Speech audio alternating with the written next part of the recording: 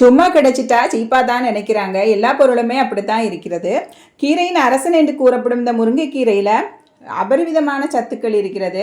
இன்றைக்கி நான் ஒரு அடை பண்ணியிருந்தேன், அதாவது தோசையாட்டு பண்ணியிருந்தேன். ரொம்ப டேஸ்ட்டாகவே இருந்துச்சு. ஸோ உங்கள் கூட ஷேர் பண்ணியிருக்கேன். 1 கப் சுஜி எடுத்துக்கிட்டேன். அதில் வந்து 2 கைப்பிடி தேங்காய் துருவல் சேர்த்துட்டு 1 கப் தண்ணீர் வச்சுட்டு 10 நிமிஷம் ஊற வச்சுட்டேன். ஒரு 3லேருந்து 4 சின்ன உள்ளி சேர்த்துட்டு ஒரு துண்டு இஞ்சியும் நிழலில் வாட வச்சுருந்த முருங்கைக்கீரை 2 கைப்பிடி எடுத்துக்கிட்டேன். ஒரு மிக்சி ஜாரில் சேர்த்து இதை நல்லா அரைச்சிக்கலாம். இதில் வந்து 1/2 கப் தயிர் கூட சேர்த்துருந்தேன். ரொம்ப புளிக்காத தயிர் சேர்த்துருந்தேன். எல்லாம் அரைச்சிட்டு இது மாதிரி ஒரு பவுலில் வந்து ட்ரான்ஸ்ஃபர் பண்ணிக்கலாம். இப்போ ராக் சால்ட் எடுத்திருக்கேன் 1 டீஸ்பூன். இதிலையே காய பவுடர் அசஃபடிட்டா 1 டீஸ்பூன் சேர்த்துக்கிட்டேன். காய பவுடர் சேர்த்துட்டு நல்லா மிக்ஸ் பண்ணிக்கலாம். இப்போ வந்து இதை வந்து தோசை தவாவில் வீற்றி எடுக்கணும். இதை 2 டைப் தோசையாட்டு பண்ணியிருந்தேன், 2-3 டைப்பாட்டு பண்ணியிருந்தேன். கட்டின வெந்தயம் சேர்த்து பண்ணியிருந்தேன், நார்மல் தோசை. அப்புறம் வந்து முட்டை சேர்த்தும் பண்ணியிருந்தேன்.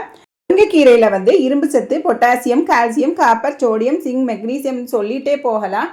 ஏகப்பட்ட சத்து இருக்குது. இது மாதிரி ரெசிபி செய்து சாப்பிட்டு பாருங்கள். ஹெல்த்தியாகவும் டேஸ்ட்டாகவும் இருக்கும்.